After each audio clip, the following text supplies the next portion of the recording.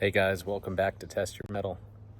So, since you've last seen us, we've had a little bit of a development. Let me show you.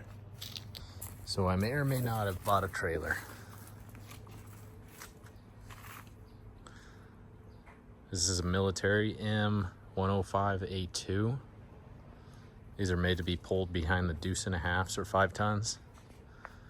It's got the lunette. Luckily the lunette's already flipped, but it still sits a little low for my truck. We're gonna have a solution for that this week. This thing is massive.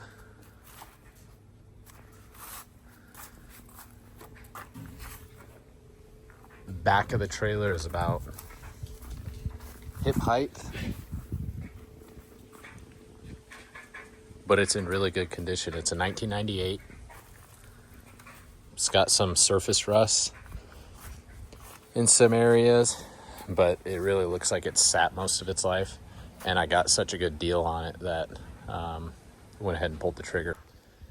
I wasn't even necessarily looking for one of these trailers. I always see them, but they're usually overpriced. I was looking more for a cargo trailer, something I could leave all my hunting gear in. But when this thing popped up and in the shape that it was in, for the price I got it at, kind of couldn't pass it up. So I'm gonna do a few modifications that'll make it, worth the investment and worth the long haul. All right, so the first thing I'm gonna do is I found a plate online that I'm gonna weld on that has a C-channel with holes already drilled, so I can basically put a different lunette on here. I'm gonna weld it on the bottom, the plate, and the C-channel is going to be like this. So hopefully when I put a new lunette in, it'll be about down here. The goal is to get it 8 to 10 inches lower than that one, and that'll put it at even ride height. So these come equipped with air over hydraulic brakes. These are each of the hand brakes, so that you can activate the brakes and the thing won't roll if you're not on a stable surface, and then you don't have to chock the tires. For now, that's fine. Eventually what I'm going to do is I'm going to keep the axle. See, the dogs are playing. Hey, quit it. Be quiet. So like I was saying, this is a 10-ton axle. These have air over hydraulic brakes. Obviously, my truck doesn't have an air system in it. So what I'm going to do is keep the axle and replace the hub and drum brakes, which will allow me to convert this, which is a 6-bolt pattern by 8 3/4, which is pretty hard to find. Because the ultimate goal is to get a smaller tire. These tires are huge. They're a little lower than my hip. And these tires aren't technically rated for highway speeds. So I'm going to replace the hubs and the brakes. That'll allow me to go to an 8 by 6.5, which is more common on trailer tires. So I can get rid of these, get a smaller trailer tire that'll lower the ride height a little. It won't be too much. It'll be 3 or 4 inches. That plus the lunette adjustment. And then the brakes will be converted to electric. So when it's all said and done, I will have a bulletproof trailer for cheaper than I can get something like that. So I think it'll be a good investment. I'm excited to see how it turns out. These trailers are a 24-volt system. The guy who had it previously wired it up for 12-volt brakes. He eliminated the air actuator. Otherwise, everything else on it is pretty much original. Tires are in great shape for what they are. I'm going to go ahead and put it's called a bow, put the rack up, the bow, see how that works. The only thing it doesn't have is the canvas for it, which is a little bit of a bummer, but I don't know that I would use that too much. But we're going camping this weekend, so the plan is to throw my rooftop tent in it. I probably won't mount it on the bow because it's not rated for it, unless I can find time to fabricate it a little to be able to take the weight of the rooftop tent. But we'll see what I can come up with. Otherwise, I'll just probably haul the rooftop tent to where we're camping and just leave it in the back. That way we have somewhere to stay. But we may end up sleeping in cots under the stars. The weather's supposed to be nice for the 4th. So anyways, let's go ahead and put the racks up, put the bow up, and get a look at it. And we'll see what it's missing and what it needs.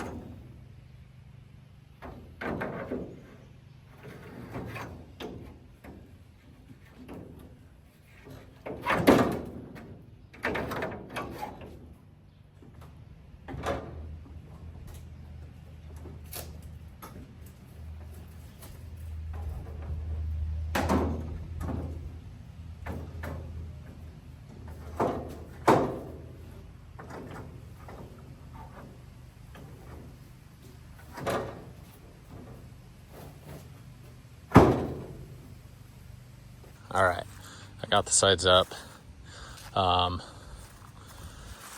It's fairly sturdy. I don't think I would put a rooftop tent on it. Maybe if it was half the height that it is now. Part of the problem too is these feel like fiberglass, but the rest of them are made of wood, the boards. All right, so we got all the pine needles cleaned out. Put the pieces of the bow in their little storage slots. I was worried this wasn't going to be tall enough to fit my dirt bike under, but I could easily have the bow deployed in all of its normal slots and still fit my dirt bike under here, which is sweet. These go down about a foot into those pockets, so I wouldn't be worried about these coming out. The front panels though, they're only in these little pockets about 3 inches, and then this little piece just kind of tensions and pinches, so that may not be as secure. Probably wouldn't go anywhere, but I would probably figure out a way to make sure the front and back are secure, just so these don't come out going down the road. I've never dealt with one of these before. Bow is probably not strong enough for a rooftop tent as it is. It would need some modification, but that's fine. For the time being, what we will do is probably just set the rooftop tent in here, fit everything else we need, get to where we're going, and then I'll probably just open the rooftop tent in here. It's probably too wide to sit between these, but it's fine. I'll figure something out. So there was kind of, 3 options I can do. The first, probably the cheapest and easiest, would be to get a 7,000 pound Dexter style axle, drop axle that has electric brakes. Then all I would have to do is pull the old axle, put the new one on with new U-bolts, maybe a little modification. Not a bad option. That's what most people do. Why I don't want to do that is I like how bulletproof this 10K axle is. These are Rockwell axles and they're just bomb-proof, to my understanding. Second option would be keep everything as it is, put wheel spacers, which would have to be custom made, and then a electric to hydraulic brake actuator. Not a bad option, but I would have to either still weld the new lunette on to get the ride height correct, because if you go to a smaller tire, you're really not changing the height. Even if you do a tire that's 10 inches shorter and you're only losing 5 inches of ride height, I need about 8 to 10. And then those electric to hydraulic brake actuators are expensive. They're like $800-900. So that's probably not the best. So the third option is what I'm doing. Just gonna replace the hubs and the electric brakes. So I'm gonna put new Rockwell hubs on. That'll be a 8-volt pattern by 6.5 inch. That'll let me do trailer tires that are a lot easier to find. And electric brakes. Yes, this will be probably as expensive as option 2, but it'll be probably the most durable option. In my opinion, you maybe have other ideas, and please share your insight. I might not be thinking about something, but I think as of right now, that's the option I'll do. There you have it. There's a new trailer.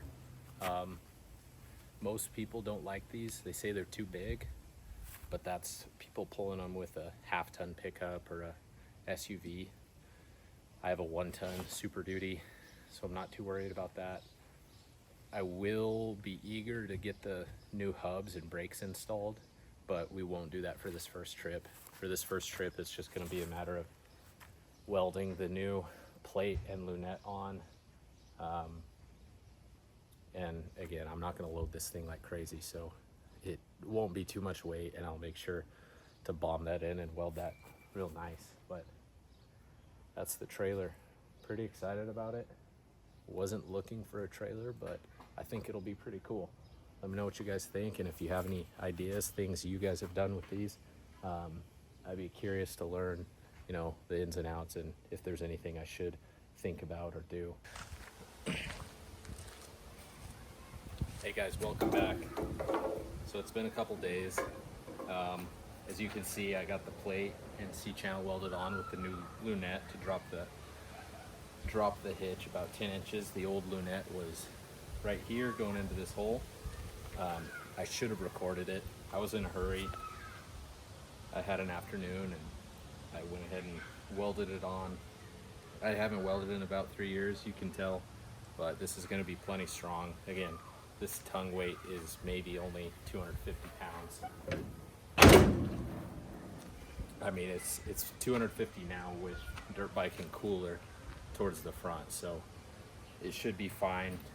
But this will be a trial run. We're going camping this weekend. We're actually leaving today after work, so we'll see how it goes.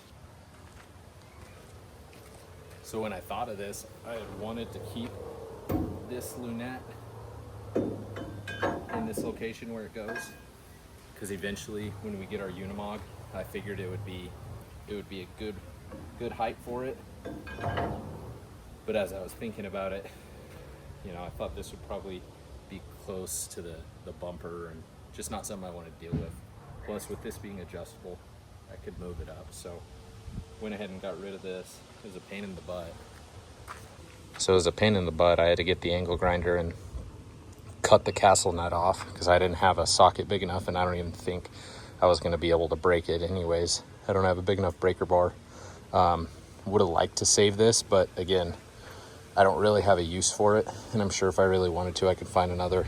Tried to go through right here with an angle grinder, ran out of space. If I had a portaband, that would have been perfect, but was able to cut the castle nut enough that I could pry it open a little, and finally got it out. And once I got the nut off, it still didn't want to come. I had to beat on it with a hammer pretty hard to shake the rust loose, but got it done. There's the new plate. So C-channel's welded here, and then the plate is welded on the bottom, and it's welded to the back of the C-channel, and then I put the gussets in. Again, this will be plenty strong for what I'm doing. Not the prettiest welds. I'm not too worried about it. I'm not a professional welder. Got the tires aired up to 45 PSI. Not gonna be that heavy, so I'm not maxing them out. Got the cooler and dirt bike loaded, fire pit. We're gonna finish loading up and get on the road.